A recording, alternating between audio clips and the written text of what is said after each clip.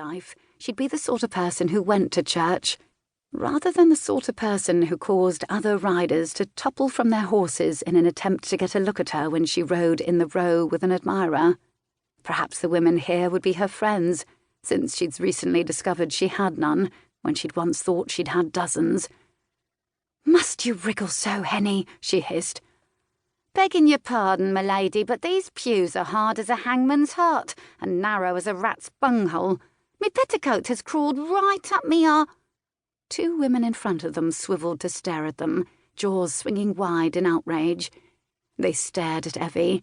In swift succession, impressions ticked over their faces, settled in, moved on. They took in the fur-lined pelisse, the hat that cupped her face like a lover, elegantly highlighting her cheekbones and green eyes. Astonishment, suspicion, envy, confusion joined the parade. At last, bold curiosity settled in, but not, thankfully, recognition. Evie gave them a small, serene smile. Henny leaned over and said sotto voce to Evie, "Why, the townspeople hereabouts are so kind, my lady, to leave their mouths open to catch any flies afore they can trouble the likes of their betters." Their heads whipped back around to face the front of the church. One of the silk flowers atop one of the bonnets continued to shiver, as if cowed. Henny had that effect upon nearly everything. There immediately followed a soughing sound, like wind bending meadow grass. A moment later, Evie realised it was the sound of dozens of heads turning toward the altar, of wool-covered bums shifting on polished wood. She turned her own head. Her first thought was, well, he's certainly tall for a vicar. But then Evie couldn't recall ever before seeing a vicar in captivity. Perhaps intimidating height was a requirement of the job. She was struck by the width of his shoulders, a great shelf tapering elegantly into a lean frame. In his hands rustled sheets of foolscap, upon which he'd no doubt written the words meant to improve their collective souls. Bent over his notes as he was now, he looked as if he were supporting the weight of invisible wings. She could have sworn that every pair of feminine shoulders rose and fell in a sigh when the vicar looked up, a smile, faint but warm, inclusive but impersonal, ready on his face, before he dropped his gaze again to his notes. The perfect vicar smiled. She'd spent enough time in a theatre to admire stagecraft.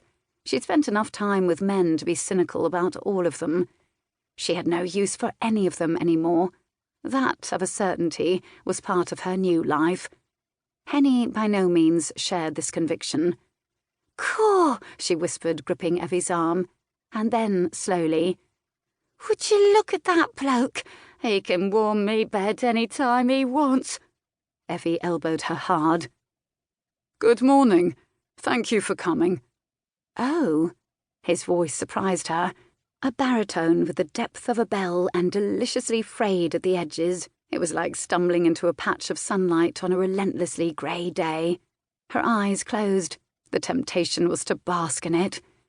Her sense of self-preservation propped her eyes open again. She'd once heard that an Eversea had fallen asleep in church, tipped forward and cracked his chin on the pew in front of him before toppling to the floor.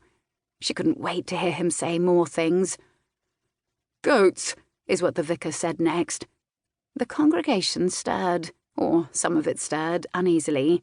She heard a cough that might just as easily have been a laugh. Evie stirred too, worried now but still hopeful.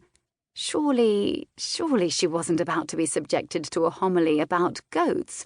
Perhaps he'd said ghosts instead, which would have been infinitely more interesting. "Many of us keep the horned beasts, so we know they usually butt heads for two reasons, to play or to assert dominance." Goats it was. Christ! If ever there was proof she wasn't in London any more, surely this was it. Somehow she'd failed to anticipate she might be tortured to death by boredom.